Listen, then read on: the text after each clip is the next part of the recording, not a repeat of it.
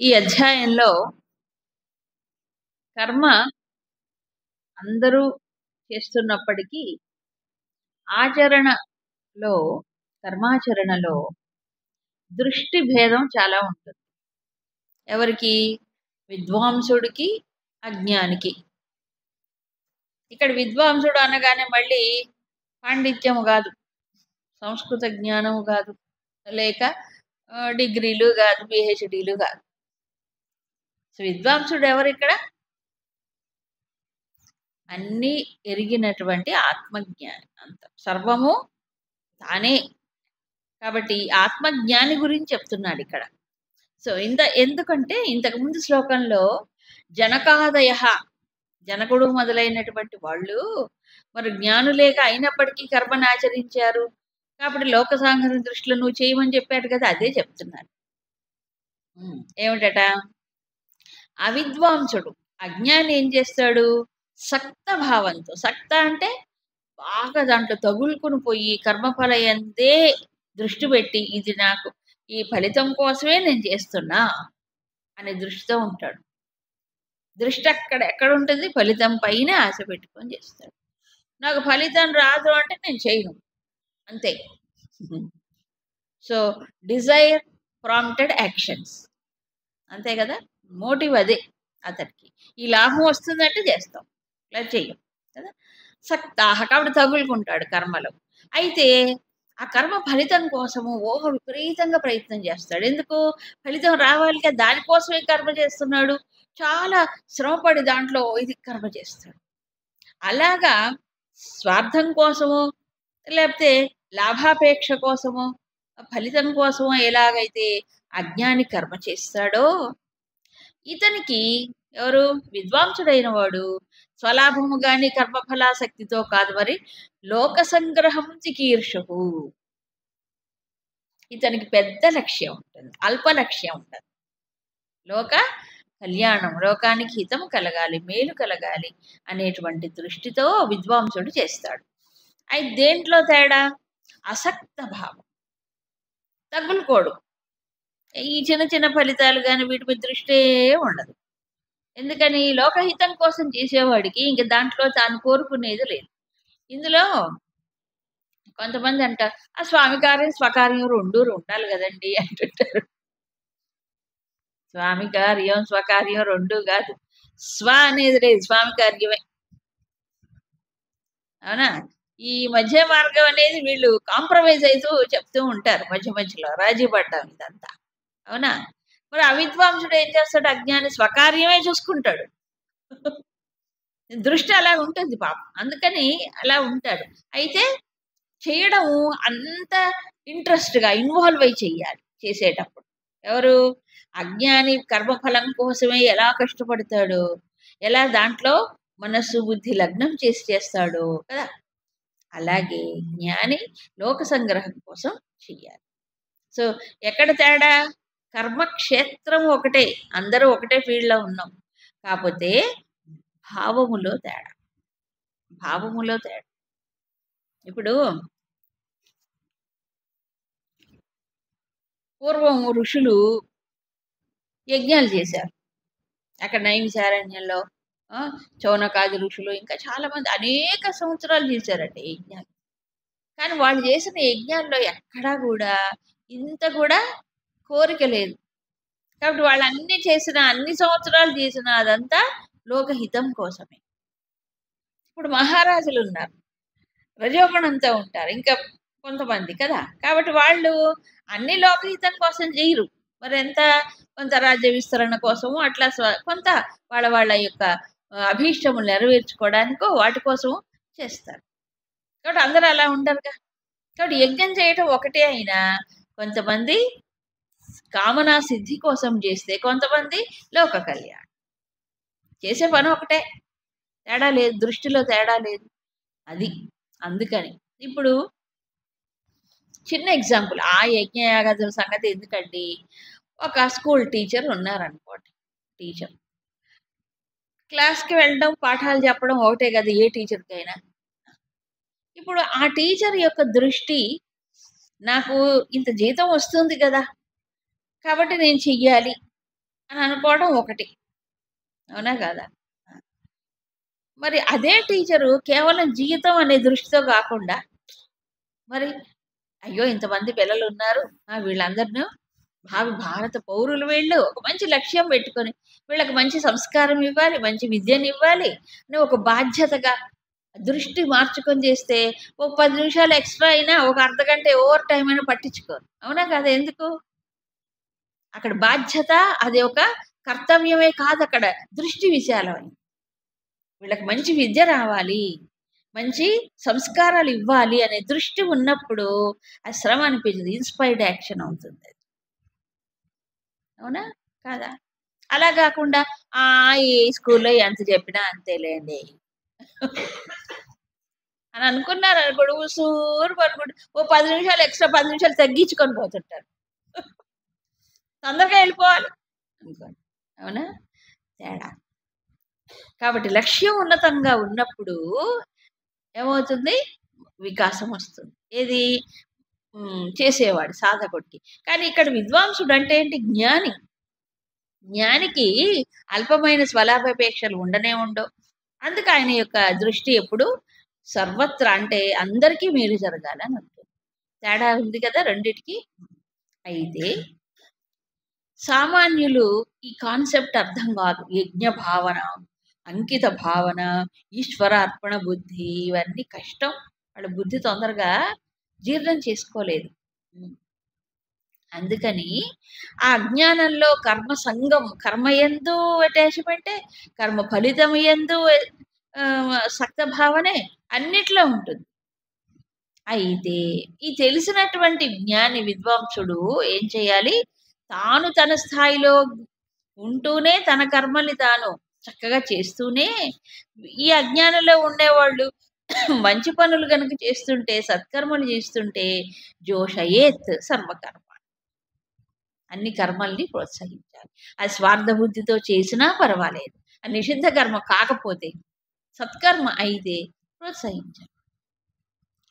ఎందుకంటే నిష్కామ బుద్ధితో చేయటము, నువ్వు అపేక్షించవద్దు అని నువ్వు శాసిస్తే మాత్రం మనస్సు ఊరుకుంటుందా? ఇంక పరిపక్వత రాంది సాధ్యము కాదు. ఇప్పుడు చూడండి కొండపైకి వెళ్ళే వాళ్ళల్లో మీరు కావాలంటే స్టాటిస్టిక్స్ తీసుకోండి. ఎంతమంది స్వామి కోసమే వెళ్తారు? ఎంతమంది మొక్కులు, ముడుపులు అది ఇది చెల్లించుకోవడానికి పోతారు చెప్పండి. మొక్కుపోవడానికైనా లేకపోతే మొక్కు చెల్లించుకోవడానికైనా పోతూ ఉంటారు. అవునా కాదా? స్వామి మమ్మల్ని చల్లగా చూడు స్వామి, మా బిడ్డల్ని బాగా చూడు స్వామి, మాకు రోగం తగ్గించు స్వామి, ఏవో ఎన్నో లెక్కలేనని అడుగుతాం. అవునా కాదా? అంతే తప్ప ఆ గోవిందుడు ఎదురు చూస్తుంటే ఒక్కడైనా నన్ను అడుగుతాడు. ఎదురు చూస్తుంటంట పాపం ఆయన. ఎవ్వడు నన్ను అడగడే, అన్ని ఏవేవో కావాలని అడుగుతారు నా దగ్గరకు వచ్చి అనుకుంటాట ఆయన. నీవే కావాలి స్వామి, నీవే నాకు కావాలి అని అడిగేవాడు ఎవడు? భగవంతుడే కావాలి. పరమాత్మ ఉన్నాడు. అడగలేరు. దీనికి స్వార్థం అనేది అడ్డం వస్తుంది. అందుకని అలా అంటే మీరు వెళ్ళొద్దు, మొక్కులు చెల్లించుకోదు వాడు చేత కాదు. అలా కాదు. భగవంతుడు అడగకపోయినా భగవంతుడి దగ్గరికి వెళ్ళి అడిగాడు చాలు. ఎందుకంటే ఇదే కోరికలు తీర్చుకోవడానికి దేవుణ్ణి పట్టుకోరు. ఏం చేస్తారు? అడ్డదారులు దొక్కట్లే, అక్రమమైన పనులు చెయ్యట్లే. దాని బదులు భగవంతుడిని ఆశ్రయించి కనుక కర్మ చేస్తూ ఉంటే చాలా మంచిది. బెటర్. ఈ దుర్మార్గులు, దుష్టులు, అక్రమాలు, అన్యాయం చేసే వాళ్ళకంటే భగవంతుడిని ఆశ్రయించి కోరికలు తీర్చుకునేవాడు గాని ఆపదల్లో బయటపడాలని కోరుకునేవాడు మంచిదే, తప్పులేదు. వాళ్ళు పోనీ వెళ్ళండి ప్రోత్సహించాలి. అలా ఎన్నో ఉన్నాయి మన యొక్క హిందూ ధర్మములో ఆచరించేవి. అందుకని సర్వకర్మాణి జోషయేత్. గంగలో మునిగితే చాలు పుణ్యం అనుకుంటారు. నిజమే, గంగ అంత పవిత్రమైనదే, ఇంకేం అక్కర్లేదు, గంగలో మునిగితే చాలు పుణ్యం అనుకునేవాళ్ళు లక్షల మంది ఉన్నారు. ఈ పుష్కరాలప్పుడు చూస్తే ఇంక చెప్పనే అక్కర్లేదు. అవునా? విశేషమైన కుంభమేళాలు, పుష్కరాలు లక్షలు ఎందుకు వెళ్తారు చెప్పండి అక్కడికి? ఎక్కడెక్కడ వాళ్ళు రామా అంతైనా సరే జాగ లేకపోయినా సరే అయినా వెళ్ళిపోతారు. ఆ కొంచెం ముక్కులో ముక్కు పెట్టి మునకాలని. అవునా కాదా? ఎందుకు? అదిగో శాస్త్రంలో చెప్పారు కదా! కాబట్టి ఆ సమయంలో అక్కడికెళ్ళి ఏదో చేస్తే మనకి పుణ్యం వస్తుంది. మనకి మంచి జరుగుతుందని ఒక నమ్మకం, శ్రద్ధ ఉంది కదా! ఆ! పోనీయండి.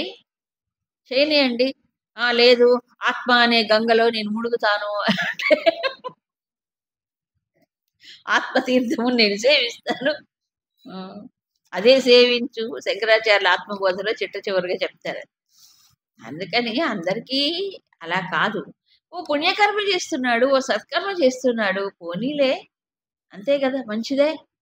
స్విమ్మింగ్ పూల్‌లో ఈత కొట్టేదానికంటే అక్కడికెళ్ళి పుణ్య నదిలో స్నానం చేయడం బెటరు. ఇప్పుడు ఎక్కడ పడితే అక్కడ స్విమ్మింగ్ పూల్సు. అవునా కాదా? ఒకప్పుడు లేవు.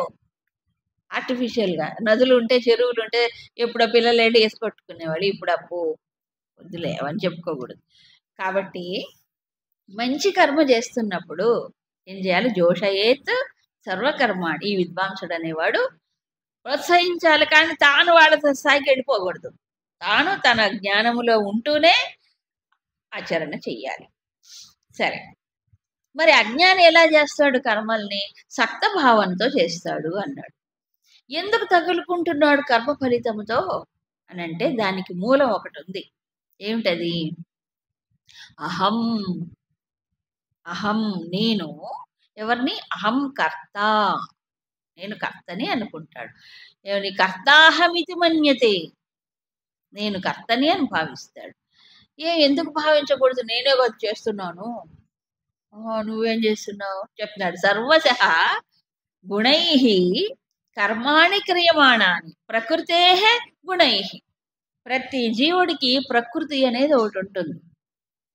ప్రకృతి అంటే స్వభావం. స్వభావం అంటే ఏంటి? గుణాలు. సత్వరజస్ తమో గుణాలు. ఈ గుణాల యొక్క కాంబినేషన్స్ మారుతూ ఉంటాయి. సత్వరజస్ తమో గుణములు ఒక్కోసారి ఒక్కో రకంగా ప్రభావితం చేస్తాయి. వాటిని అనుసరించి ఏమవుతున్నాయి? లోపల ప్రేరణలు, ఆలోచనలు, సంకల్పాలు పుడతాయి. దాన్ని బట్టి కర్మలు జరుగుతాయి. అవునా? సో, కర్మ బయట జరుగుతుంది. లోపల గుణం అనేది కదిలిస్తోంది. ఇది సూక్ష్మమైనది గుణం. కర్మ స్థూలమైనది. కర్మ చెయ్యాలంటే ఎక్కడికెళ్ళాలి? ప్రపంచంలోకెళ్ళాలి. అంటే విషయాలు. అంతే కదండీ! విషయ రంగంలోకి వెళ్తున్నాడు కదా! సో, శరీరముతో, ఇంద్రియములతో విషయ రంగంలోకెళ్ళి పనిచేస్తున్నాడు. సో, పైన కనిపించే విషయాలేమో స్థూల గుణములు. ఈ లోపలుండేవి సూక్ష్మ గుణాలు. అంతే కదా! అవి జరుగుతుంది. ఇది కలిసి వాటిల్లోకెళ్ళిపోతుంది. ఇదంతా ఇన్నర్ మెకానిజం. లోపల ఇది కదిలితేనే అక్కడ కర్మ జరుగుతుంది. ఈ సంస్కార ప్రేరణతో. ఇది సహజంగా జరుగుతుంది. సహజంగా జరుగుతూ ఉంటే తనేమనుకుంటాడు? అహంకార విమూఢాత్మ. వీటన్నిటిలో వేలు పెట్టి వీటన్నిటిలో ఆ గుణములు నావి, లేదా ఈ ఆలోచన నాది, ఈ ప్రేరణ నాది, లేదా ఇంద్రియములు నావి, ఈ శరీరము నాది, ఈ బుద్ధి నాది, ఇదంతా వీటన్నిటితో తాదాత్మ్యం చెందినప్పుడు అహంకారం. అహంకారం అంటే ఏదో ఎప్పుడో ఒకప్పుడు కాదు. వీటన్నిటితో కలిసి ఉంటుంది ఇప్పుడు. అలాంటప్పుడు ఏమనుకుంటాడు? ఈ సహజంగా జరుగుతుంటే కర్తృత్వాన్ని ఆపాదించుకుంటాడు. తనకు తానుగా కర్తృత్వం అంటే నేను కర్తని అనే భావాన్ని పెంచుకుంటాడు. కారణం ఏంటంటే తాదాత్మ్యం. వీటన్నిటితో తాదాత్మ్యం. ఇప్పుడు ఫ్యాను స్విచ్ వేస్తే తిరుగుతుంటుంది. అవునా కాదా? అయ్యో! పాపం ఫ్యాను తిరుగుతుందండి. ఎంత కష్టమో ఫ్యాన్ ఎట్లా తిరుగుతుందో పాపం అంటారా ఎవరన్నా? అంటారా? ఎందుకు? వాటంతట అది అది అనుకోకుండా తిరగటానికే ఉంది ఫ్యాన్. తిరగకపోతే ఫ్యాన్ ఎందుకు పని లేక? తిరగకపోతే తీసి పారేయాలి. తిరగటానికే ఉంది. అలాగే మన ఇంద్రియాలు గాని, మనస్సు గాని, బుద్ధి గాని ఇవన్నీ లోపల సంస్కారాలు క్షయం కావడానికి ఈ మెకానిజం పెట్టాడు. ఇవన్నీ వాటి పనులు అవి చేసుకుంటూ పోతాయి. కాకపోతే చెప్పాను కదా! మధ్యలో ఈ పానకంలో పుడక అహంకారం. వాడు నేను, నేను అంటాడు. ఇది పోగొట్టుకోవడమే అసలు సాధన. నేను కర్తని అనుకున్నంత సేపు బరువైపోతాం. నేను కర్తని అనుకున్నప్పుడు కర్మఫలం ఎవరికొస్తుందండి? నాకే రావాలి. నేను కర్తను అన్నప్పుడు నేను చేస్తున్నాను అనుకోప్పుడు కర్మ ఫలితానికి కారకుడు అవుతున్నాం కదా, ఎవరికి వస్తుంది? నాకే వస్తుంది. అప్పుడు అది బంధం అవుతుంది. అది అనుకూలంగా ఉంటే సంతోషం, ప్రతికూలంగా ఉంటే దుఃఖం. ఇంత కష్టపడ్డాను ఏమీ రాలేదని అంత వేస్ట్ అయిపోయింది కదా. అబ్బా నాకు ఎంత అదృష్టమో అనుకున్నది అంత అయిపోయిందండి. సో ఏ ఏ ఎటు చూసినా ఖర్చు. సో అప్పుడేమైనా అప్స్ అండ్ డౌన్స్ అనేవి ఉంటాయి లైఫ్లో, వీటికి గురి అవుతూ ఉంటాడు. కానీ తత్వవిత్, తత్వాన్ని ఎరిగిన వాడు ఎలా పనిచేస్తాడు? గుణకర్మ విభాగయోహో, ఈ గుణములు కర్మలు వీటి గురించి బాగా తెలిసినటువంటి వాడు. అందుకని గుణాగుణేషు వర్తంతే, సూక్ష్మమైన గుణాలు, ప్రకృతి సిద్ధమైన గుణాలు కదిలి ఏమవుతున్నాయి? ఈ ఇంద్రియముల ద్వారా, మనసు ద్వారా, బుద్ధి ద్వారా బయట విషయంలోకి వచ్చి పడుతున్నాయి, కర్మలు చేస్తున్నాయి. కర్మేంద్రియముల ద్వారా కర్మలు జరుగుతాయి. కాబట్టి ఏం చేస్తాడు? మనకి ఇంతకు ముందు శ్లోకాల్లో జ్ఞానేంద్రియాన్ని సంయమ్య కర్మేంద్రియాన్ని ఏమన్నారు? కర్మయోగములో కర్మేంద్రియాన్ని నియోగిస్తాడు, జ్ఞానేంద్రియాల్ని సంయమనం చేస్తాడు. అంటే అనవసరమైన వచ్చి డిస్టర్బ్ చేయకుండా వాటిని నియోగించి నియంత్రించి ఈ కర్మేంద్రియములతో కర్మను చేస్తాడు కదా. అప్పుడు ఏం జరుగుతుంది? ఈ లోపల సంస్కారాల యొక్క ప్రేరణ వచ్చే కర్మ జరిగిపోతుంది. కాబట్టి ఇవన్నీ ఖర్చు అయిపోతాయి. అన్లోడింగ్ అంటాడు. ఏది? సాధకుడికైతే. మరి మహానుభావుడు తత్వాన్ని ఎరిగిన జ్ఞాని అయితే ఆయన సాక్షిగా చూస్తుంటాడు. అంటే ఆయన చేసేవాడు కాడు, ఆయన చూసేవాడుగా ఉంటాడు. సో కర్మ తనలో జరుగుతుంటే ఆయన ఎలాగుంటాడు? సాక్షిగా. అందుకే ఇది మత్వా నసజ్జతే అంటే తగులుకోడు, అట్లా ఇరుక్కుపోడు. నేను కర్తని అనుకోడు, ఈ కర్మఫలం నాది ఇలాగే ఉండాలి అని దానిపైన దృష్టి ఉండదు. ఓహో వచ్చిందా, రావాల్సింది వచ్చింది, పోయిందా, పోవాల్సింది పోయింది, చేయవలసింది జరిగింది, అంతే. అన్నిటికీ సాక్షి. తత్వం ఎరిగిన వాడు కాబట్టి ఆయనకి ఈ రెండు ఉండవు. సో రెండిటికి ఎంత తేడా చూడండి, పూర్తిగా దృష్టిలో తేడా. ఆయన కర్మ చేస్తున్నాడు, ఈ విద్వాంసుడు కర్మ చేస్తున్నాడు, కానీ దృష్టిలో ఎంత భేదం. తామరాకు మీద నీటి బొట్టు అంటారు, చేసినా కూడా అందుకే దానికి తగులుకో సాక్షిగా. కానీ మళ్ళీ ఇక్కడ ఇంకో వార్నింగ్ చెప్పారు. అన్నీ ఎరిగినటువంటి జ్ఞాని ఏమీ తెలియనటువంటి అజ్ఞాని కర్మక్షేత్రంలో పనిచేస్తూ అహంకారంతో, మమకారంతో, కర్మఫలాసక్తితో చేస్తూ ఉంటే వాళ్ళకి ఈ కర్మయోగం గురించి చెప్పినా అర్థం కాదు, బుద్ధికి ఎక్కదు. నిష్కామంగా చెయ్యి అంటే సాధ్యమే కాదు, ఎందుకంటే బుద్ధిలో కాన్సెప్టే రాదు. అలాంటి వాళ్ళని ఏం చెయ్యాలి? విచాలయేత్ అంటే వాళ్ళ బుద్ధిని చెదరగొట్టద్దు, వాళ్ళకి అర్థం కానివన్నీ చెప్పేసి వాళ్ళకి ఏమవుతుంది పాపం? అటు ఇటు కాకుండా రెండింటి జడ్డరేవాడవుతాడు. ఏదో పని చేసుకొని అన్నా బాగుపడతాడు, పోనీలే, కనీసం ఫలం కోసమైనా కష్టపడి పని చేస్తున్నాడు కదా. మరి అసలు కర్మే చేయని వాడి సంగతి ఏంటి చెప్పండి? అవునా కాదా? అన్ని మానేసి నాకు అన్ని కావాలనుకుంటే, ఏ బాధ్యత లేకుండా అన్ని నాకు జరగాలనుకుంటే అకర్మణ్యత్వం కంటే ఇది చాలా మంచిది. కర్మజ్యాయోక్య కర్మణ చెప్పాడు. అవునా? అకర్మ అంటే కర్మ చెయ్యని వాడి కంటే కర్మ చేయటం మంచిది. ఆయన ఈత కర్మ బాధ్యతగా అయినా చేస్తున్నాడు, లేదా ఫలితం కోసమైనా చేస్తున్నాడు కదా. చేయని ఫలితం ఎట్లా వస్తే దాని ప్రకారం ఏదో చేస్తూ ఉంటాడు. అవునా? కాబట్టి నబుద్ధివేదం జనయేత న విచాలయేత, 2 సార్లు చెప్పారు ఈ విషయాన్ని. వాళ్ళ దారిలో వాళ్ళని పోనీయాలి. తపోవన్ మహారాజు గురించి చెప్పాను ఒకసారి. ఆయన చెప్పాను కదా, మహానుభావుడు, జ్ఞానులు, విద్వాంసులు వస్తే వాళ్ళకి కంప్లీట్గా శాస్త్రాన్ని, భాష్యాన్ని ఇంకా సంస్కృతంలో మాట్లాడేవారు. అంత మంచి విద్వాంసులు. మలయాళంలో, సంస్కృతంలో అన్నిట్లో బాగా. అలా పెద్ద పెద్ద పండితులతో ఆయన చర్చలు చేసేవారు మంచిగా. ఎందుకంటే ఎక్కువ సత్సంగాలు, సత్పురుషులతో సాంగత్యం, స్వాధ్యాయనం, మనం అన్ని బాగా. అందుకని అలాంటి వాళ్ళు ఈయన దగ్గరకు వచ్చి అదే పనిగా సందేహాలు తీర్చుకునేవారు. మరి మహానుభావుడు అంటే అందరు పండితులే రారు కదా, భక్తులు వస్తారు, సామాన్యులు వస్తారు. అక్కడ ఉత్తరకాశీలో ఎవరో మహానుభావుడు ఉన్నాడట అంటే చూడ్డానికి వచ్చేవాళ్ళు ఉండేవాడు. మహానుభావుడు దర్శించుకుందామని వచ్చేవాడు. ఆ! అందులో అందరూ గొప్పవాళ్ళు ఉండరు గదా! సామాన్యులు కూడా ఉంటారు. ఎవరైతే ఇప్పుడు దేవుడి దగ్గరికి అందరూ గొప్పవాళ్ళే పోతారా? వెంకటేశ్వర స్వామి దగ్గరికి కాదు గదా! అందరూ పోతారు. అలా ఒక పెద్ద ఆవిడ, ఒక ముసలామ, వృద్ధురాలు. ఆమె ఎక్కడి నుంచి చాలా దూరం నుంచి ప్రతి సంవత్సరం ఏడాదికొకసారి గంగని గంగలో మునగటానికి వచ్చేదట. ఎక్కడో పల్లెటూరు నుంచి ప్రతి సంవత్సరం. ఇప్పటికి కూడా చాలా మంది ఏడాదికొకసారి కొండకొచ్చి దర్శనం చేసుకొని వెళ్తారు. కంపల్సరీ పెట్టుకుంటారు ఆ నియమం. వచ్చి దర్శనం చేసుకొని సౌమ్యకాశీశ్వరుడి దగ్గరికి వెళ్ళి అంత అభిషేకం చేసుకొని వచ్చి ఆయనకి వెళ్ళినప్పుడు తప్పకుండా స్వామీజీ దగ్గరికి వచ్చాం. తపోవన స్వామి వారు. అప్పుడు స్వామి ఆమె వస్తూ ఉంటే గుర్తిస్తారు. ప్రతి సంవత్సరం వస్తుంది కదా. ఎవరో పెద్ద శాస్త్రులు వారు వచ్చి చర్చ చేస్తున్నారు ఉపనిషత్తుల గురించి. ఆవిడ రాగానే వెంటనే ఈయన ఆపేసి, ఏం బా బాగున్నావా, నీ ప్రయాణం బాగా జరిగిందా, దర్శనం అయిందా, స్నానం చేసావా, అలాగే బాగుంది, ప్రతి సంవత్సరం ఇలాగే రా, ఓపుకున్న రోజులు. ఆవిడ ఏదో అడుగుతుంటే సమాధానం చెప్పి ఆమెతో హాయిగా ఆవిడ్ని ఇచ్చేసారు. మరి ఆవిడని ఎందుకు ప్రోత్సహించారు? గంగలా ఉండితే నీకేమొస్తుంది, ఇప్పుడు ఇంకా ఇంకా ఎందుకు, నీకు చేతకాక ఇంట్లో కూర్చొని చేసుకోరాదా, ఒప్పుకున్న రోజులు వస్తారు, లేకపోతే రాలేరు, మానేస్తారు, అంతే కదా. అవునా కాదా? ఒక్కొక్కళ్ళకి ఒక్కో రకమైన ఆసక్తి ఉంటుంది వాళ్ళకి.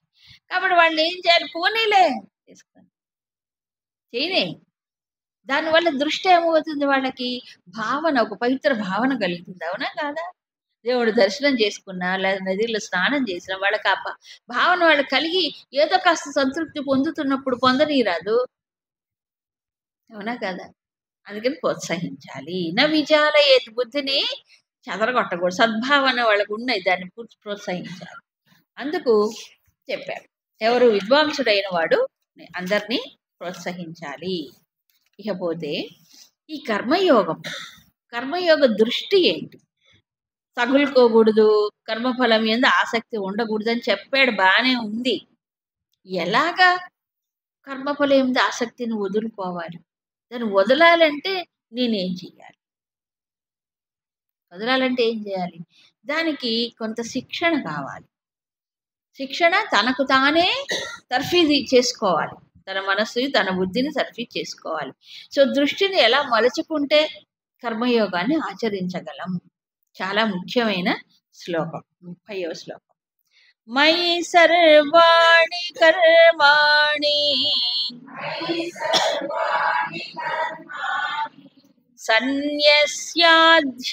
సన్యస్యాధ్యాత్మచేతసా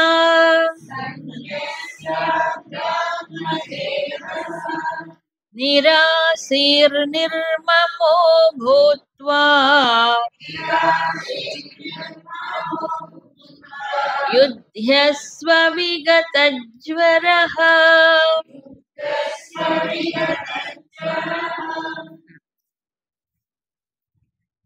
ఈ శ్లోకం వినగానే చాలా ఆశ్చర్యం కలుగుతుంది. దీని అర్థం, పైపే అర్థం చూస్తే, సర్వాణి కర్మాణి మయి సన్యస్య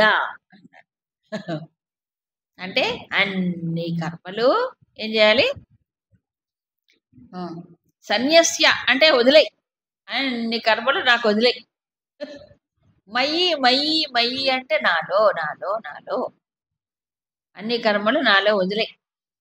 తర్వాత అధ్యాత్మ చేతస, అది అన్ని కర్మలు నాలో వదలాలంటే ఎలా వదలాలి? అధ్యాత్మ చేతస్సుతో అంటే వివేక బుద్ధితో, పరమాత్మ సంబంధమైన జ్ఞాన దృష్టితో. అప్పుడు సర్వకర్మలు ఆయనలో వదలవచ్చు. చూసారా, కర్మయోగం అంటే భగవంతుడిని మర్చిపోయి ఎడాపెడా కర్మల్లో తిరుగుతూ ఉంటే అది కర్మయోగం కాదు.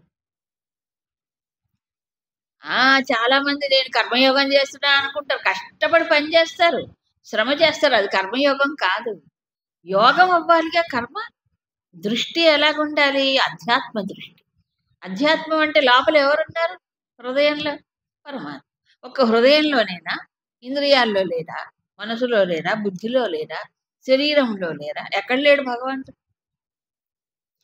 సో తనలో ఉండే పరమాత్మని మర్చిపోయి ఆ, ఆ వివేకం లేకపోయి మర్చిపోయి అప్పుడు ఏమొస్తుంది చెప్పండి? ఆయన మర్చిపోతే అహంకారం వస్తుంది, పెరుగుతుంది. నేను కర్తని అహంకారం పెరుగుతుంది కదా. సో అది దృష్టిలో పెట్టుకుని సర్వకర్మాణి సన్యస్య మయి సన్యస్య, నాలో అంటే స్మరణలో, చింతనలో, భావనలో. తర్వాత మరొకటి ఇంకో విషయం, నిరాశీ నిర్మమో భూత్వా విగతజ్వర యుధ్యస్వ. 3 విషయాలు చెప్పాడు ఇక్కడ. ఏమిటట? ఇలా అధ్యాత్మ దృష్టిలో చెయ్యాలంటే 3 ఛానల్స్ ఉన్నాయి. ఆ 3 ఛానల్స్ని కంట్రోల్ చేసుకోవాలి. ఏమిటది? 1 ఆశ, 2 మమ, 3 జ్వరం. జ్వరం. ఆశ ఆశ అంటే ఏమండి? ఉన్నదాన్ని ఆశిస్తావా, లేనిదాన్ని ఆశిస్తావా? ఉన్నదాన్ని ఎవడు ఆశించడు, లేనిదాన్ని ఆశించడు. అంటే భవిష్యత్తులో ఎప్పుడో ఇది రావాలి, ఇది పొందాలి, అది కదా. సో భవిష్యత్తులో రాబోయే దాని గురించి ఉంటుంది ఎవరికైనా ఆశ. ఆ ఛానల్ క్లోజ్.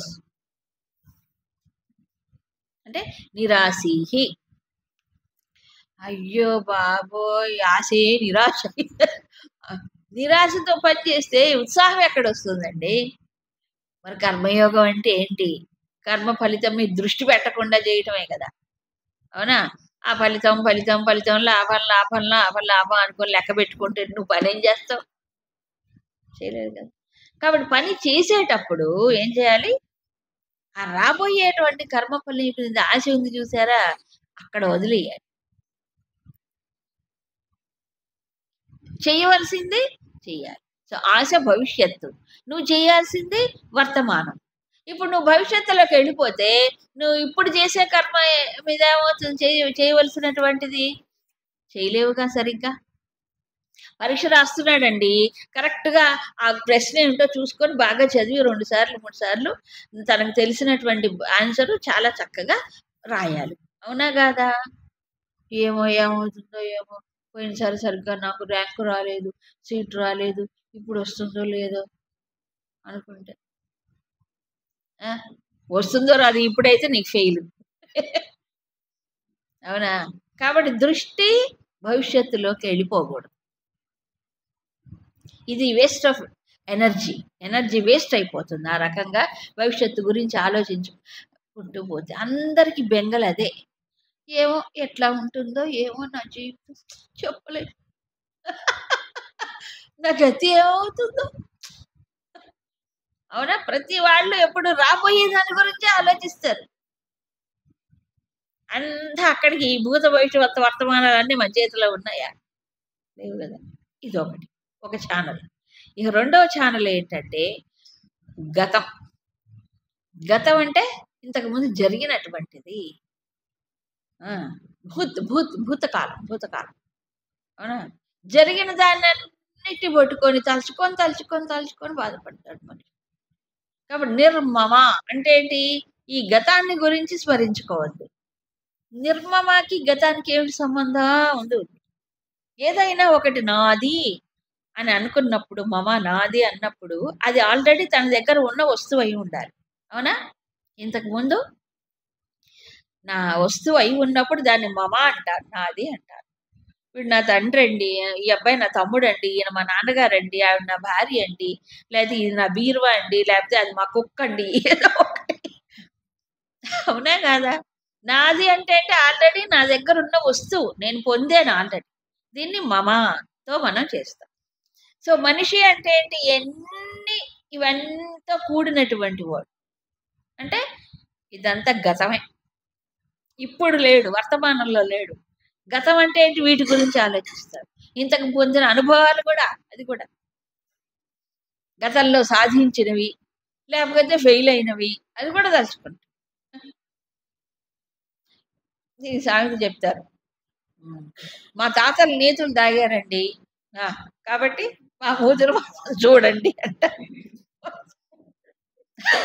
మీ తాతలు తాగారు, నీకు తాగుతున్నావా లేదా?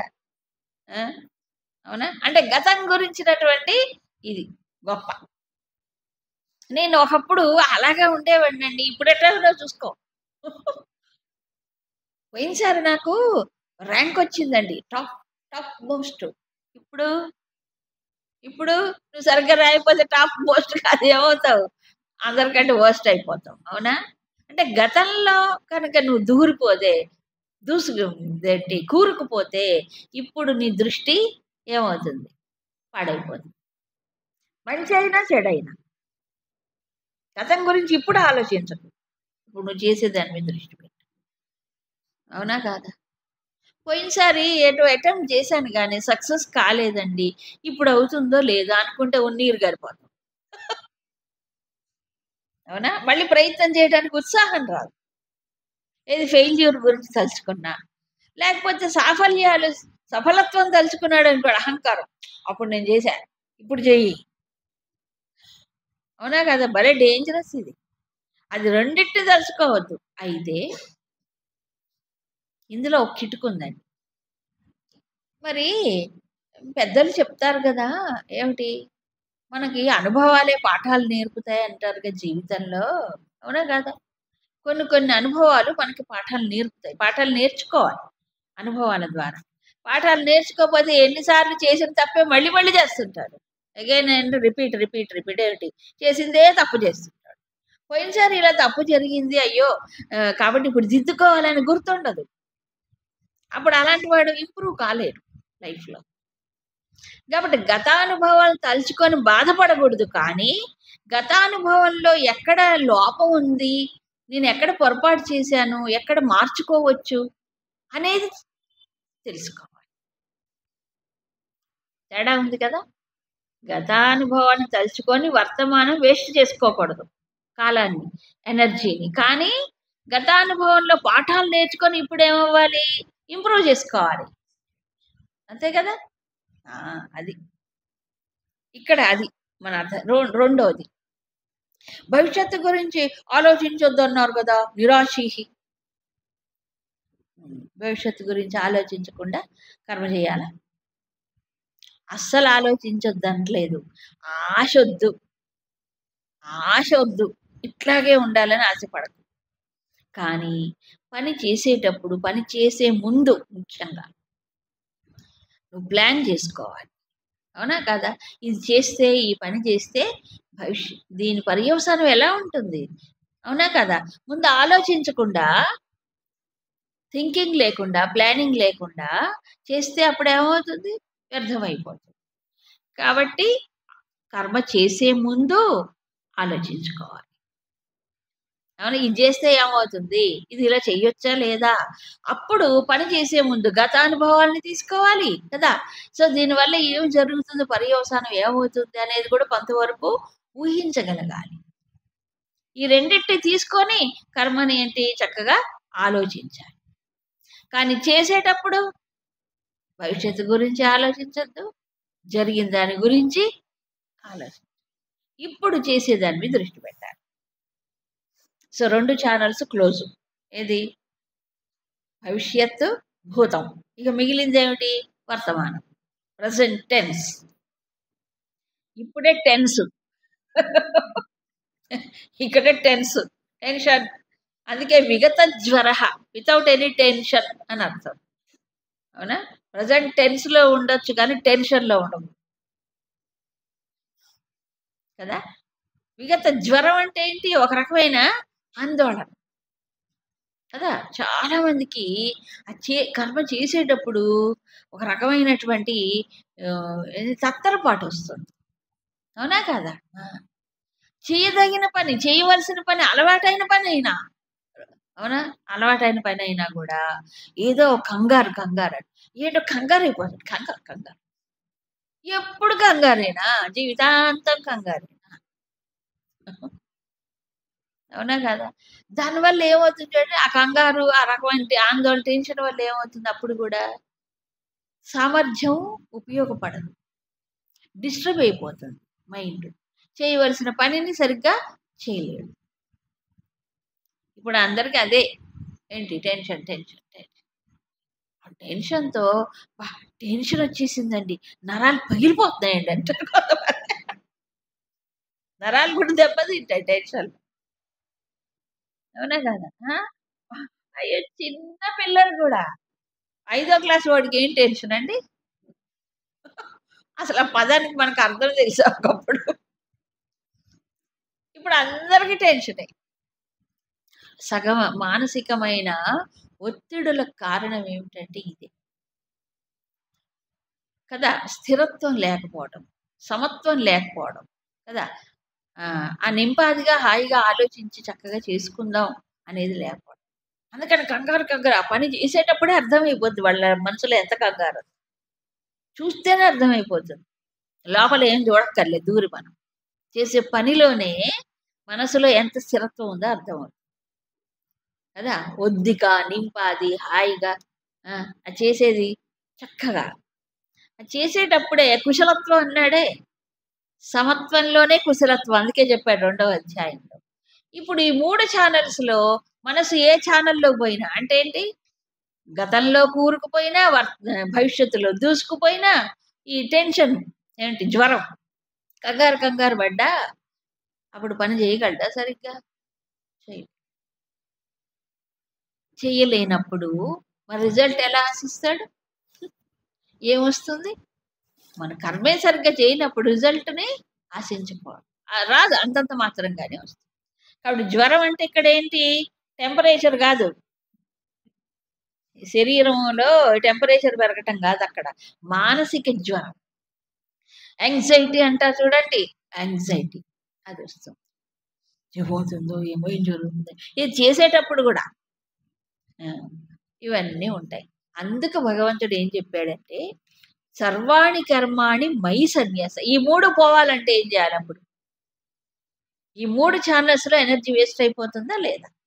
ఈ 3టిని ఆపాలి. ఛానల్స్‌లో ఎనర్జీ వేస్ట్ కాకూడదు. శక్తి వృధా అవ్వకూడదు, మానసిక శక్తి. అందుకని ఏం చేయాలి? మయి సన్యస్య సర్వాణి కర్మాణి. నాలో ఉంచు. సన్యస్య అంటే వదలటం కాదు. స్వామి నువ్వే చేసుకో,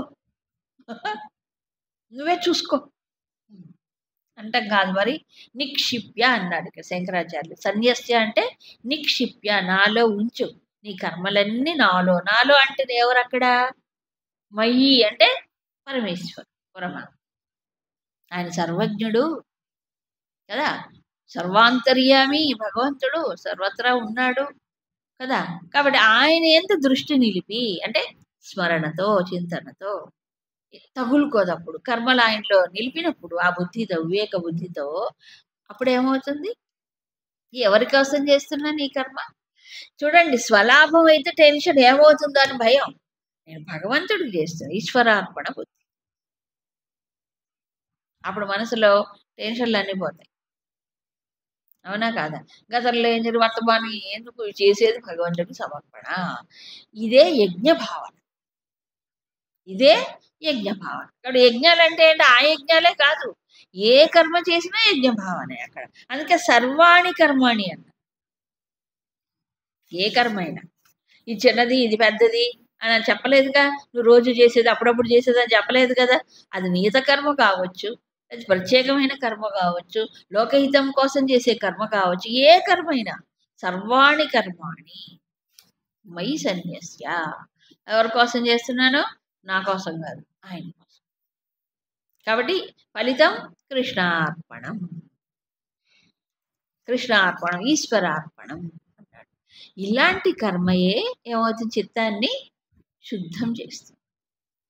చిత్తచోదకం. చిత్తశుద్ధి జరగటం వల్ల ఏమవుతుంది? అది ముక్తికి సోపానం అవుతుంది. కాబట్టి అందరు మహాత్ములు అన్ని శాస్త్రాల్లో చెప్పింది ఇదే. ఆ రోజుల్లో మహారాజులు కూడా ఇది ఆచరించారు. మహారాజులు అంటే ఎంతెంత బాధ్యతలు ఉంటాయి వాళ్ళకి. వాళ్ళందరూ కూడా సంసారులేగా కాదు, గృహస్థులు. గృహస్థులు. సో ధర్మమే అక్కడ ఆచరించేవారు తప్ప ఇంకోటి లేదు. అంటే ఎందుకు చేయాలి? ఈశ్వరార్పణ బుద్ధితో. ఎవరి కోసం చేయాలి? ఈశ్వరుడి కోసం. ఆయనకి ఏమైనా అవసరమా? కాదు. నా కర్తృత్వ బుద్ధి పోగొట్టుకోవడానికి, కర్మఫల ఆసక్తిలో తగులుకోకుండా ఉండడానికి, ఏమైపోతుందో ఏమో ఈ ఆందోళన లేకుండా ఉండడానికి ఇది ఆచరించాలి. అవునా కదా? లేకపోతే మనసు ఎటుపోతుంది? అటో ఇటో ఎటో ఒకటి పారిపోతుంది.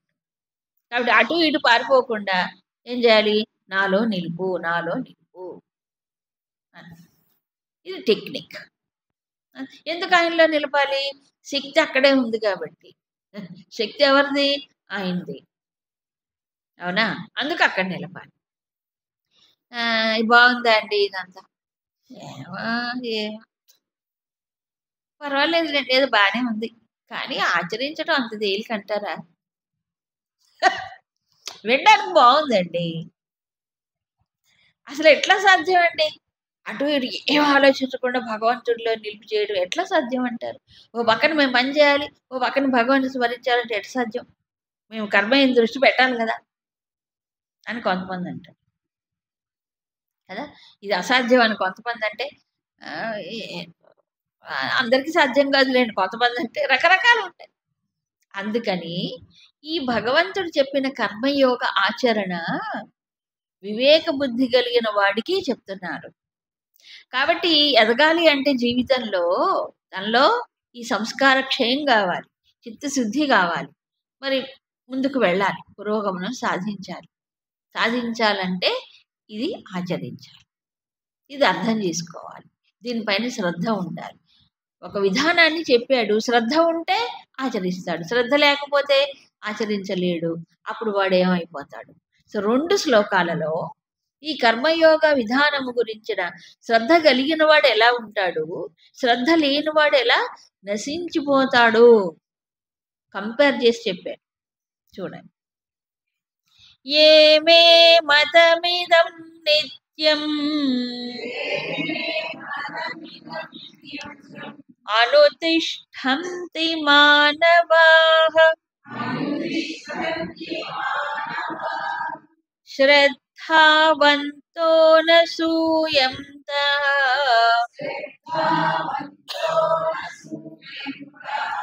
ముచ్యంతే తేపి కర్మభిః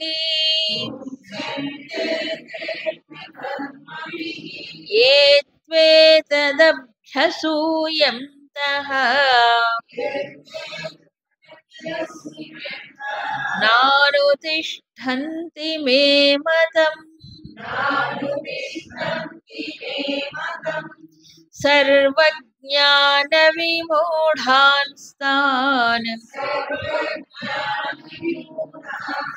విద్ధి నష్టాన చేతసః. పోల్చి చెప్పాడు భగవంతుడు. ఇలా చేస్తే ఇలా ఎదుగుతాం, ఇలా చెయ్యకపోతే ఏ రకంగా నష్టపోతాం. అదేగా చెప్పాల్సింది. ఎందుకు ఒక టెక్నిక్ ఇది. భగవంతుడు ఒక సులువును చూపిస్తున్నాడు కర్మాచరణలో. కర్మ బంధం కాకుండా ఎలా మానవుడు దాని నుంచి విముక్తి పొందాలి, అదేగా చెప్పాడు. అందుకని ఏ ఇదం మే మతం, ఎవరైతే ఈ నా యొక్క అభిప్రాయం నేను సూచించిన ఈ కర్మ విధానం దాన్ని ఏ మానవాహ, ఏ మానవులైతే నిత్యం అనుతిష్ఠంతి, ఎప్పుడు కూడా దీన్ని ఆచరిస్తారు. అయితే ఎలా ఆచరించాలి? శ్రద్ధావంతః అనసూయంతః, శ్రద్ధతో అనసూయ. అనసూయ అంటే అసూయ లేకుండా. అసూయ అంటే ఏంటి? న్యూనతా భావన. ఏదో లేండి ఆయన చెప్పాడు ఏదో అన్నట్లు అలా అల్ప భావన ఉండకూడదు, దాని మీద న్యూనతా భావన ఉండకూడదు. కాబట్టి శ్రద్ధతో, తర్వాత దాని మీద ఆసక్తితో అర్థం చేసుకొని చేస్తే తే అపి, అలా కర్మలను ఆచరించిన వాడు కూడా కర్మభి ముచ్యంతే, కర్మల నుండి విడుదల పొందుతాడు, కర్మబంధం నుంచి విడుదల పొందుతాడు. ఏది? కర్మయోగం ఆచరిస్తే కూడా కర్మబంధం నుంచి విడుదల పొందు. మొదట్లోనే చెప్పాడు యజ్ఞ భావన గురించి చెప్పినప్పుడు, యజ్ఞార్థాత్ కర్మణోన్యత్ర లోకోయం కర్మబంధం చెప్పాడుగా. ఈ యజ్ఞ భావనతో చేసే కర్మల కంటే మిగతావన్నీ బంధానికి గురి చేస్తాయి. ఈ సమర్పణ భావనతో చేసేటువంటి కర్మలు మాత్రం ఏమవుతున్నాయి? శ్రద్ధగా ఆచరిస్తే అర్థం చేసుకొని కర్మబంధం నుంచి బయటపడతారు. అలా కాకపోతే చెప్తున్నాడు ఎవరు ఏతు అభ్యసూయంత, ఈ చెప్పినటువంటి కర్మయోగ విధానాన్ని వాడు తిరస్కరిస్తూ దాన్ని అంగీకరించక ఆమోదించకుండా అర్థం చేసుకోకుండా మే మతం న అనుతిష్టంతి. నేను చెప్పినటువంటి ఈ మతం అంటే మతం కాదు, మళ్ళీ గీతా మతం, కృష్ణ మతం. మతం అంటే మనం చెప్పుకునే మతాలు కావు. ఈ సిద్ధాంతాన్ని, ఈ విధానాన్ని నా అనుతిష్టంతి ఆచరించకపోతే సర్వజ్ఞాన విమూఢాన్స్తాన్ అంటే ఏంటి? ఏ జ్ఞానము ఉండదు. అన్ని జ్ఞానముల నుంచి అతను ఏమవుతున్నాడు? దూరం అయిపోతున్నాడు. ఏ జ్ఞానం కూడా అతనికి అంటదు. విమూఢుడై నష్టాన్ అచేతసహ అంటే ఏంటి? చేతస్సు. చేతస్సు అంటే విచక్షణ, వివేకం కూడా కోల్పోయి నశించిపోతాడు. జీవితంలో చాలా నష్టపోతున్నాడు. ఎందుకు? ఎప్పుడు కామ్యబుద్ధే, ఎప్పుడూ కామ్యబుద్ధే, చచ్చేంత వరకు కామ్యబుద్ధే. అవునా కదా? కానీ ప్రతిసారి కూడా ఏ కర్మ చేసినా ఏమైపోతుంది? అది ఆందోళనకి, అలజడికి గురి చేసి, అవునా, దాన్ని చేసిన తర్వాత బాధ, చేయకముందు బాధ, చేస్తున్నప్పుడు బాధ, ఎప్పుడు ఏదో ఒక చలనం ఉంటుంది, మానసికమైన సంచలనం. ఎందుకని? భవిష్యత్తు గురించి అయినా బెంగ పెట్టుకుంటాడు, వర్తమానం గురించి అయినా టెన్షన్లు పడతాడు, గతం గురించి అయినా శోచిస్తాడు. అవునా కాదు? ఇప్పుడు ఎప్పుడు అలా ఉంటే జ్ఞానం ఏమొస్తుంది చెప్పండి? ఏ జ్ఞానము రాదు. అవునా? కాబట్టి ప్రపంచంలో తాను చేసేటువంటి కర్తవ్య కర్మ సరిగ్గా చెయ్యాలన్నా కూడా ఇది ఉండాలి కనీసం. అందుకే చెప్పాడు. పైగా ఎందుకు తిరస్కరిస్తారంటే అభ్యసూయంత. దీనిపైన వాళ్ళకి ఆసక్తి లేదు, దీని లక్ష్యం ఏమిటో కూడా తెలియదు. ఇది అర్థం చేసుకోలేదు. ఆశలన్నీ వదలాలి, ఆశలన్నీ. అవును, చేసేటప్పుడు ఆశపడితే ఎట్లా? అవునా? చెయ్యకముందు భవిష్యత్తు గురించి ఆలోచిస్తాం. కాబట్టి ఇది ఒక సులువు. కాబట్టి దీనివల్ల కర్మబంధానికి గురి కాకుండా హాయిగా ఉంటాడు. పాత్ర శుద్ధి అయితే ఎంత బాగుంటుందో, మనం తలస్నానం చేసుకుంటే ఎంత బాగుంటుందో. అవునా? ఈ వాసనలు ఖాళీ అయిపోతే హృదయంలో అంత తేలికదనం వస్తుంది. తేలిక, లైట్ హార్టెడ్నెస్ అంటారే, అలా ఉంటుంది. ఫెదర్ లైక్ అంటే తెలుసు కదా? ఒక పక్షి ఈక ఏమవుతుంది? అలా గాలికి ఎగురుకుంటూ పోతుంది. కర్మయోగాన్ని ఆచరించిన వాడు లోపల క్షయం అయిపోతుంది కాబట్టి ఏమవుతున్నాడు? లైట్ హార్టెడ్, బరువు ఉండదు. లేదా అంత గుండె బరువే. అవునా? ఎందుకు? అనుకోండి జరిగింది, అనుకున్న జరగలేదు, ఏమైపోతుందో ఎప్పుడు బరువే. మనిషికి గుండె బరువు అయిపోట్లే, అన్ని మీద పెట్టుకొని. కర్మయోగ ఆచరణలో ఏమవుతాడు? వదిలేస్తున్నాడు. అక్కడ వీటితో ఉండేటువంటి సంపర్కాన్ని వదిలేస్తున్నాడు. అధ్యాత్మ చేతస అందుకే అన్నాడు. ఈ అధ్యాత్మ దృష్టి లేకపోతే, ఈ జ్ఞానం లేకపోతే, ఈ స్ఫురణ లేకపోతే ఆ కర్మ కాస్త ఏమైపోతుంది? కర్మ. అందరు నా కర్మ అంటున్నారు. కర్మ అనే పదం ఎక్కడ లేదండి, కర్మే. మన తెలుగు వాడు కొత్త పదాన్ని సృష్టించుకుంటారు. కర్మ ఫలితాన్ని కర్మగా మార్చేశారు. అవునా కదా? కానీ అలాంటి కర్మలు ఏమీ ఉండవు. అన్ని కర్మలు హాయిగా ఏమవుతున్నాడు? సమర్పణ చేస్తున్నాడు. కాబట్టి దాని గురించి ఆలోచించడానికి విడుదల పొందుతాడు. మనస్సు రిలీజ్ అవుతుంది. మనస్సు దాని నుంచి బంధానికి గురి కాకుండా ఉంటుంది. సో చేసిన వాడు ఎలా ఎదుగుతాడు? చెయ్యని వాడు ఎలా కూరుకుపోయి జీవితంలో నష్టపోతాడు చెప్పి మరొక షాక్. అక్కడక్కడ భగవంతుడు మధ్యలో కొన్ని షాకులు ఇస్తుంటాడు. ఇది బుద్ధికి ఒక షాక్. మనం 2వ అధ్యాయంలో చదువుకున్నాం, చాలాసార్లు భగవంతుడు చెప్పాడు. అన్ని పక్కల నుంచి ఇంద్రియాలన్నీ నియమించాలి, సంయమించాలి, అప్పుడే స్థితప్రజ్ఞుడు అవుతాడు అనేది అనేక సార్లు చెప్పాడు. 1-4 సార్లు. ఈ అధ్యాయంలో ముఖ్యంగా ఈ శ్లోకంలో ఒక స్టేట్మెంట్, ఇది చదవగానే మనందరికీ కూడా, అంటే సామాన్య దృష్టితో చూసే వాళ్ళందరికీ చాలా సంతోషం ఇస్తుంది. భగవంతుడు నాకు అనుకూలంగా చెప్పాడు, నిజమే అని అంటాడు. వివేక బుద్ధితో ఇప్పటిదాకా ఈ శాస్త్ర దృష్టితో ఆలోచించే వాడికి ఒక షాక్ అనిపిస్తుంది. ఏమిటి ఇలా చెప్పాడు భగవంతుడు అనిపిస్తుంది. దాని తర్వాత శ్లోకం చెబితే అప్పుడు అర్థమవుతుంది. చూద్దాం. సదృశం చేష్టతే స్వస్యాః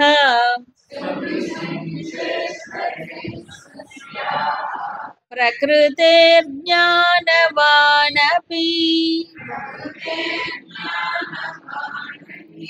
ప్రకృతిం యాంతి భూతాని నిగ్రహ కిం కరిష్యతి.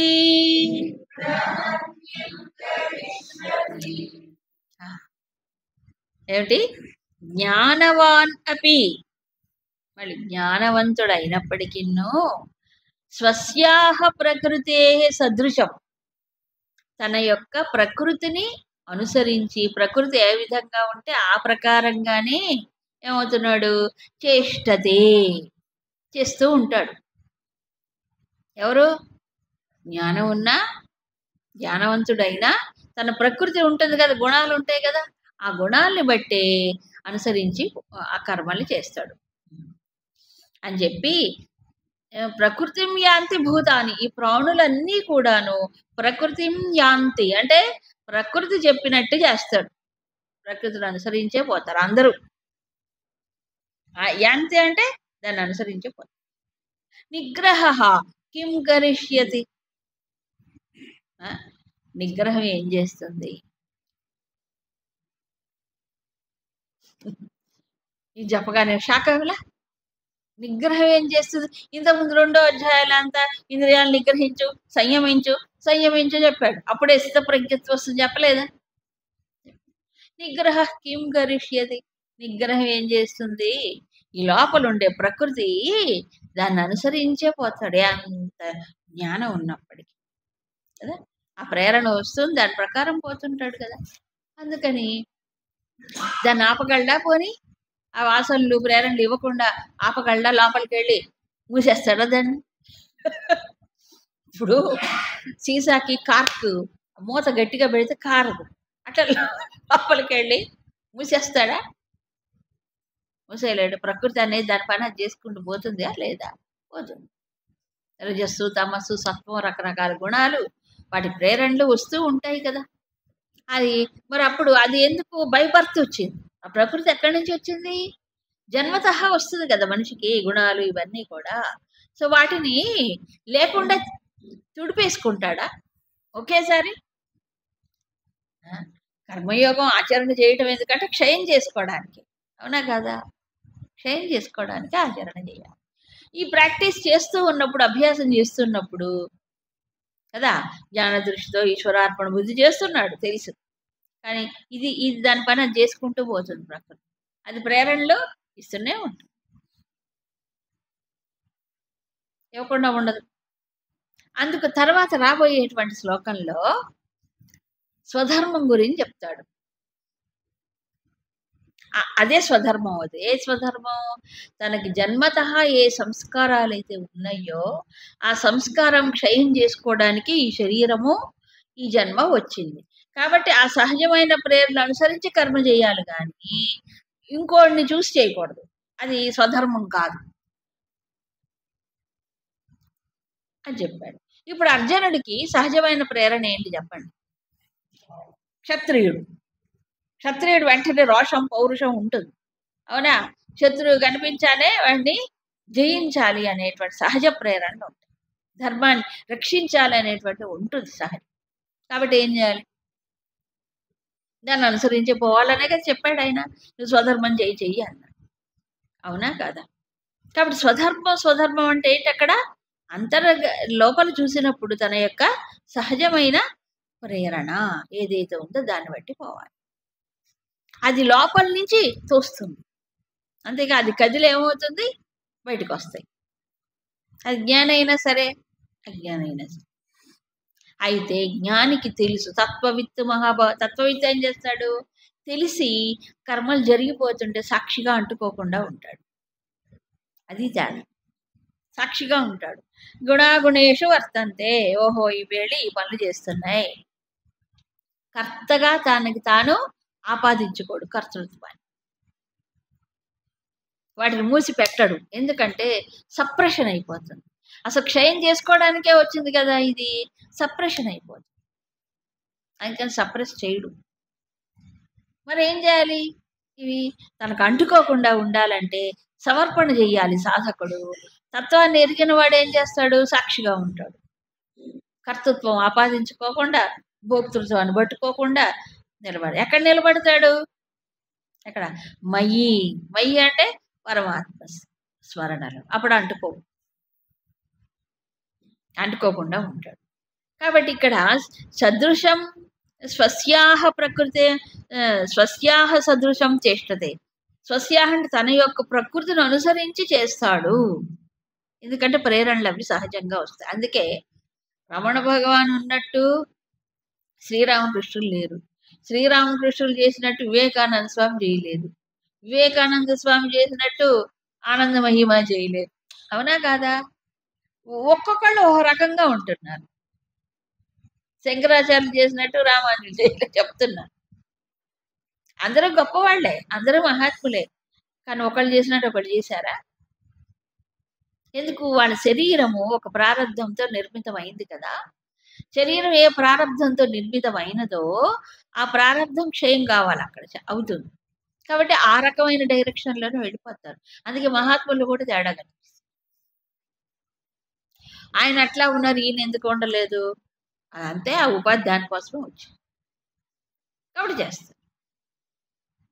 ఒకసారి గురుదేవుల్ని అడిగారు ఎవరో, మీరు రెస్ట్లెస్గా అలా తిరిగి తిరిగి తిరిగి చెప్తూనే ఉంటారు, చేస్తూనే ఉంటారు, రెస్ట్ తక్కువ అస్సలు ఉండేది కాదు. ఎందుకు అంత తిరగటం మీరు?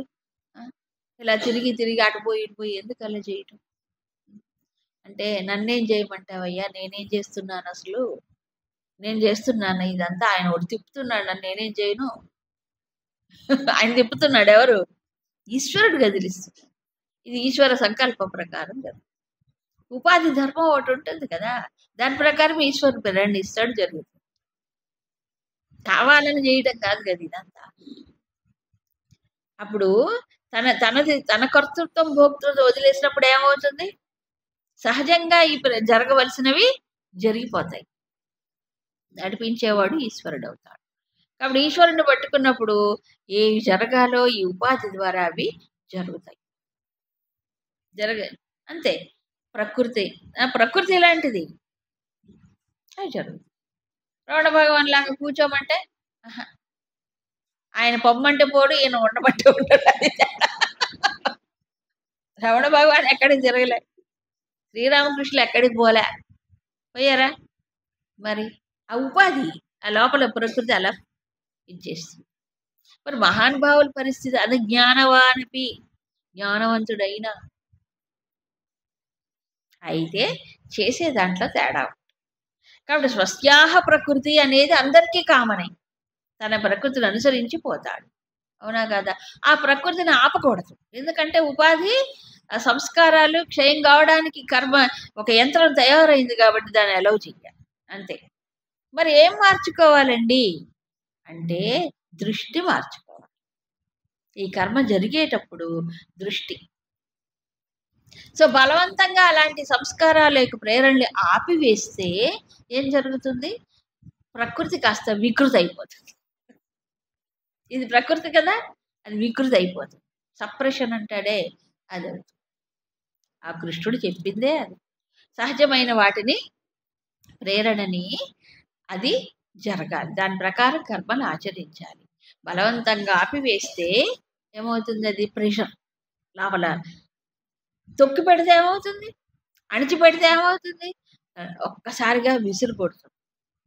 ఆ రకంగా కాకుండా చక్కగా వాడికి ఒక మార్గాన్ని చూపించి ఈశ్వరార్పణ బుద్ధితో మయి సర్వాణి కర్మాణి అన్నాడు. అలా చేస్తూ ఉంటే ఏమవుతుంది? క్లీన్ అయిపోతుంది. ఉపాధి చేయవలసింది అయిపోతుంది. ఇక మళ్ళీ బాకీ ఏమి ఉండదు కదా. అందుకని వాటిని ఆపకూడదు. ఏది? సహజమైనటువంటి ప్రేరణలు ఏవైతే ఉన్నాయో వాటిని ఆపకూడదు. వెంటనే మీకు ప్రశ్న వచ్చి ఉండొచ్చు, ఏం ప్రశ్న అంటే, ఈ సహజమైన ప్రేరణలలో కూడా మంచివి చెడ్డవి రెండు ఉంటాయి కదండి. అవునా కాదా? మంచివి ఉంటాయి, చెడు ఉంటాయి. ఇక్కడ.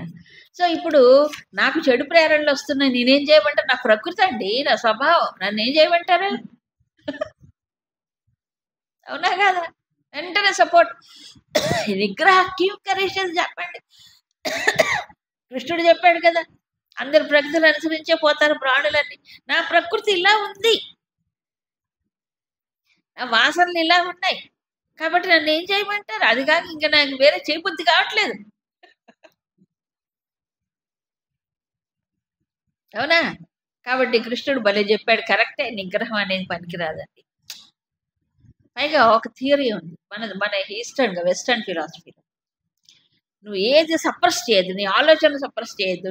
నీ సహజ ఇన్స్టింక్ట్స్ వస్తాయి. వాటిని సప్రెస్ చేయొద్దు. వాటిని తీర్చుకో అంటాడు. ఆ! వాళ్ళకి ఏ కంట్రోల్ ఉండకూడదు. కంట్రోల్ అంటే ఏమిటది? సపరేషన్ అంటాడు. దీని గురుదేవులు ఈ రెండిటికి తేడా చెప్తారు. అణచిపోవద్దు, సప్రెషన్ వద్దు. మరేం చేయాలి? సబ్లిమేషన్ అంటారు. సబ్లిమేషన్ వేరు, సప్రెషన్ వేరు. తేడా ఉంది. సబ్లిమేషన్ బలవంతంగా అణుచుకోవటం. సబ్లిమేషన్ అంటే ఏంటి? వాటిని శుద్ధము చేసి ఉన్నతంగా ఉంచడం. అది చెయ్యాలి. అది కర్మయోగం ద్వారా జరుగుతుంది. ఇప్పుడు అర్జునుడికి వచ్చిన సందేహమే, ఇది ఘోరమైన కర్మ వీళ్ళని చంపాలి కదా అంటున్నాడు. అవునా? నిజమే. బాణం వేసి కొట్టడం, గాయపరచడం, యుద్ధంలో వాళ్ళు వేసితే వాళ్ళు చచ్చిపోతారు కదా! నిజంగా చూస్తే ఘోర కర్మే. కానీ ఈయన దృష్టి, ఈ ధర్మం కోసం నువ్వు చేస్తున్నావు. ఒకటి స్వధర్మం. రెండవది ఎవరికి సమర్పణ? మయి సర్వాణి కర్మాణి సన్యస్య. నాలో అధ్యాత్మ దృష్టితో నువ్వు చెయ్యి. అన్ని కర్మలు కూడా అధ్యాత్మ దృష్టితోనే చేయి. సర్వాణి కర్మాణి మయి సన్యస్య. నాలో ఉంచు, నాకు సమర్పణ చేయి, నన్ను మనసులో స్మరించుకుంటూ చెయ్యి. ఇదే భావన 8వ అధ్యాయంలో కూడా చెప్తాడు. మా మనుస్మర యుధ్యజ. అదే ఒక్కొక్క అధ్యాయంలో ఒక ట్యాగ్ ఓ సెంటెన్స్ ఉంటుంది అనమాట. అది మర్చిపోకూడదు. ఇప్పుడు నిగ్రహం ఏం చేస్తుంది అనేది భగవంతుడు మానవుడికి బలహీనతను సపోర్ట్ చేస్తున్నాడా? సో నిగ్రహం అవసరం లేదంటున్నాడా? నిగ్రహం పనికిరాదు అంటున్నాడా? నిగ్రహించలక్కర్లేదు అంటున్నాడా? ఆలోచించాలి ఈ విషయం కదా.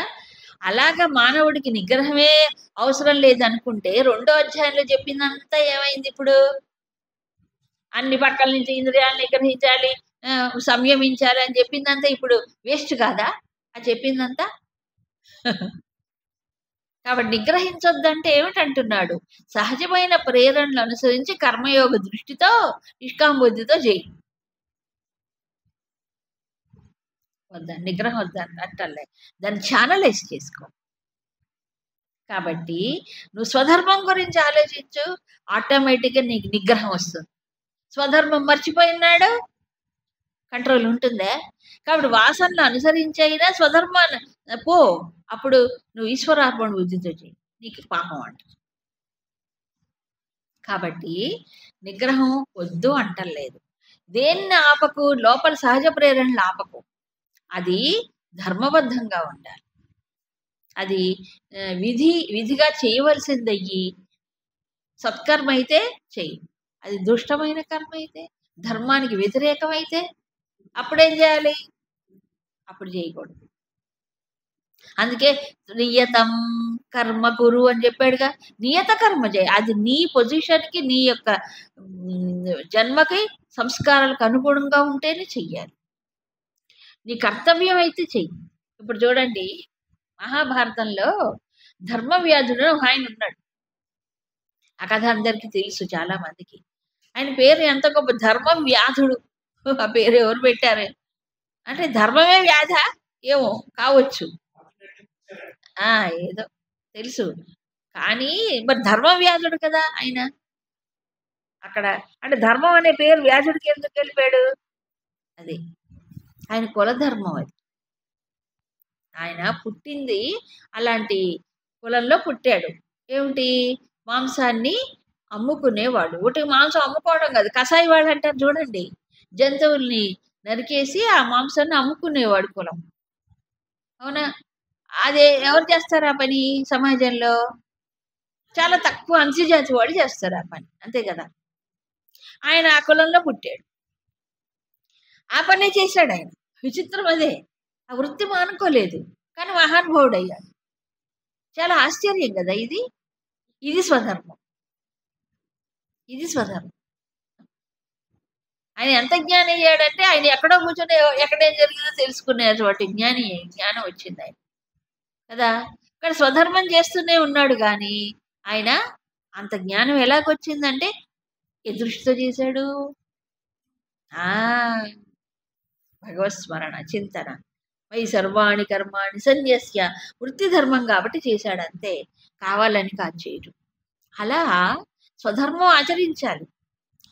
ఆ సహజమైన ప్రేరణల్ని ఆపకూడదు, అదే ఆపకూడదు. అంతేగాని ఇంద్రియ లోలుడైపోయి ఇంద్రియ విషయాల్లోకి భోగాల విలాసంలో వెళ్ళి అధర్మం చేయమని ఇక్కడ అర్థం కాదు. ఇంద్రియాలు నిగ్రహించొద్దని చెప్పాడా? ప్రకృతి గురించి చెప్తాను. అర్థం కాలే? లోపల ప్రకృతి ఉంది కదా, ఆ ప్రకృతి కొంత నియమిస్తుంది, కొంత శేషిస్తుంది. సో దానికి అనుగుణంగా పోవాలి. కానీ అది దృష్టి మార్చుకోండి, అప్పుడు దానివల్ల దోషము రాదు, పాపము రాదు. అయితే మనిషికి ప్రకృతి ప్రేరణలు ఇస్తున్నా కూడా మనిషికి కొంచెం బుద్ధి ఇచ్చాడుగా. ఏది బుద్ధి ఇచ్చాడుగా, విచక్షణ వివేకం ఇచ్చాడు కదా. కాబట్టి ఏం చేయాలి? ఈ ప్రేరణలు వస్తూ ఉంటే ఇది దాని స్వభావానికి అనుగుణంగా ఉండి మంచి కర్మ అయితే చెయ్యాలి. అవునా కదా? అయితే దుష్టకర్మ అయితే ఏం చేయాలి? అప్పుడు నిషిద్ధ కర్మ అయితే ఏం చేయాలి? చేయకూడదు. ఇక్కడ బుద్ధిని ఉపయోగించాలి. అర్జునుడికి ఇది విహిత కర్మ. అవునా కాదా? అలా వాళ్ళ దాని యొక్క జన్మ యొక్క ఈ సంస్కారాన్ని బట్టి కొన్ని విహిత కర్మలు ఉంటాయి, కొన్ని నిషిద్ధం. ఉదాహరణకి ఒక వైదిక బ్రాహ్మణుడు ఉన్నాడు, స్వాధ్యాయనం చేయాలి, యజ్ఞం చేయాలి, వ్రతాలు చేయాలి, సమాజాన్ని మంచి మార్గాల్లో నడిపించాలి అనుకోండి. అతనికి తాగాలనిపించింది. ఊరికి చెప్తున్నా, అంటే ప్రాక్టికల్ ఎగ్జాంపుల్ చెప్పాలి కదా. నాకు లోపల నుంచి ప్రేరణ వచ్చేసిందండి. ఏంటి? అదే మందు కొట్టాలి వచ్చింది. కృష్ణుడు చెప్పాడు కదా, ఏమని ఎంత జ్ఞానవంతుడైనా ప్రకృతి అనుసరించి పోవాలి అని చెప్పాడు కదా. నిగ్రహ కిం కరిష్యతి అని చెప్పి వెళ్ళి కొట్టకూడదు. నీ ప్రకృతి ఏమిటి? నీ ధర్మం ఏంటి? నువ్వు బ్రాహ్మణుడివి కదా, నీ సంస్కారం ఏంటి? నువ్వు ఎక్కడ పుట్టావు? నువ్వేం చెయ్యాలి? దాన్ని అనుసరించి వచ్చిందా, వాళ్ళని వీళ్ళని చూసి వచ్చిందా నీకు లోపల ప్రేరణ? ఆలోచించి సపోర్ట్ చేసుకోకూడదు ఇక్కడ. అవునా కాదా? సమర్థించుకోకూడదు, అది నేరం అయిపోతుంది. నీకు సహజ సిద్ధంగా వచ్చిందేనా ఇది? రాదు. సహజ సిద్ధంగా నువ్వు నిజంగా నీకు బ్రాహ్మణుడు అయితే నీకు ఎలాంటి ఆలోచనలు కూడా రావు. వాసన సంగతి దేవుడే ఉండవు. కాబట్టి ఎక్కడ చేసి నేర్చుకున్నాడు? వాడిని చూసి, వీళ్ళని చూసి, అది బాగుంటుంది, ఇది బాగుంటుందని ఇవన్నీ నేర్చుకుంటున్నారు. అవునా? నిజమైనది కాదు. అందుకే స్వధర్మం అని చెప్పాడు. అది చాలా సెన్సిటివిటీ ఉండాలండి. దీనికి చాలా సూక్ష్మంగా తనని తాను గమనించుకుంటూ పోవాలి. అది అరువు సొమ్మ బయట నుంచి చూసి నేర్చుకున్నానా, నిజంగా నా లోపల నుంచి వస్తుందా అనేది చూడాలి కదా. అలా చేసుకుంటూ విచక్షణతో ఎప్పుడు అలర్ట్గా ఉండాలి. అంతే తప్ప కృష్ణుడు చెప్పింది నువ్వు వ్యసనానికి బానిసలవు కానీ నిషిద్ధ కర్మ చెయ్యమని కానీ, చేయకూడని పనులు చెయ్యమని కానీ చెప్పలేదు అక్కడ. నీ లోపల ప్రకృతి ఏదైతే నిన్ను శాసిస్తుందో ఆ ప్రేరణను అనుసరించి సత్కర్మ, విహిత కర్మాన్ని చెయ్యాలి. అక్కడ కూడా అది యజ్ఞ భావనతో చెయ్యాలి, అసక్త భావనతో చెయ్యాలి. చెప్పేసి మరొక విషయం, అది రేపు చెప్పుకుందాం.